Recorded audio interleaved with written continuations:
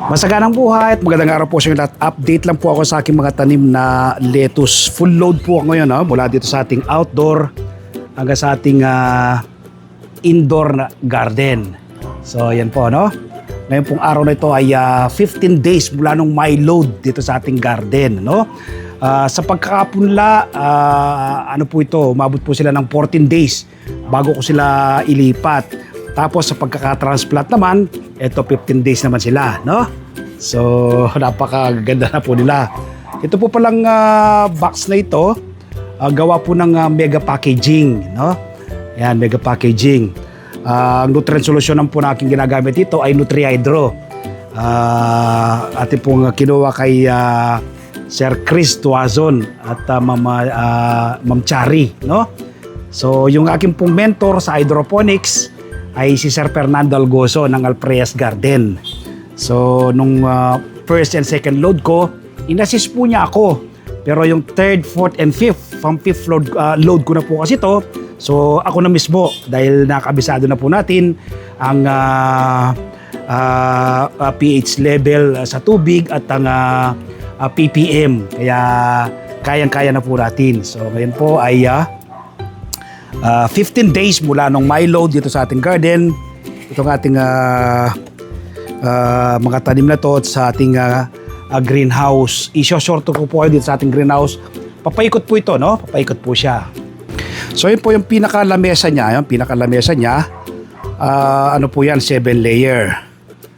Yan, mega packaging. Kaya po natatanggal siya.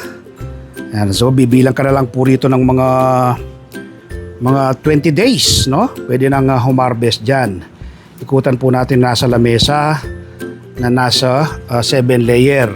1, 2, 3, 4, 5, 6, 7. 7 layer, Yan, pantay-pantay po yung laki nung nasa lamesa, Hindi po ako nagkaroon ng problema dyan yung nasa lamesa Pero yung nasa gilid nung lumaki po yung aking mga halaman, nagkaroon po ng tagas itong ating greenhouse, yung tubo, Pero ngayon wala pa naman. So yung nasa gilid naman po, 1, 2, 3, 4, 5 layer. Sila naman ang ating iikutan. Yung mga nasa nasa gilid, meron pong hindi sila pantay-pantay ang laki. Merong medyo maliit ng konti at meron namang malalaki. Yan sila, Ikutan natin. Yan. Hanggang doon po yan, Yan.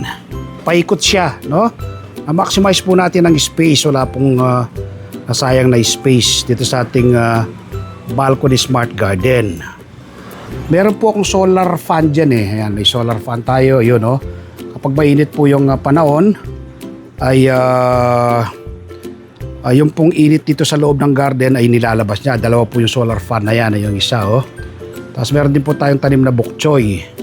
Ayan, bok choy. Yung bok choy po natin ay Kratky. Kratky siya. Sa box po sila nakatanim. Yan. So, yan po ang update natin sa ating mga tanim na lettuce. Ito po, nagtatanim tayo ng lettuce. Hindi po natin to binebenta.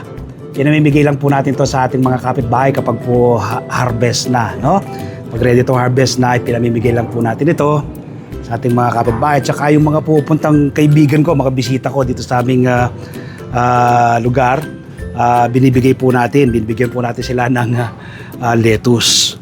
So, yan po yung update. 15 days mula nung my load. Pang 5th load ko na po ito.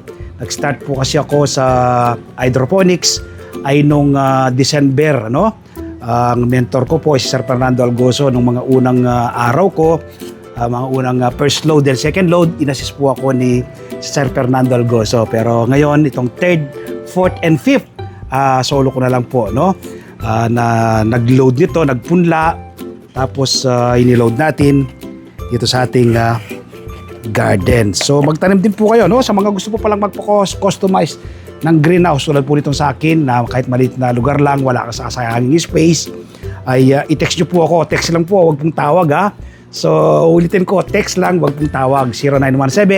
0917-867-51 0917. Kapag tumawag po kayo ng direkta, wala din po kayo nakarecord sa akin, hindi ko po yan sasagutin. So text nyo po, magpakilala kayo at sabihin po ninyo ang concern ninyo. Happy farming, bye-bye, God bless.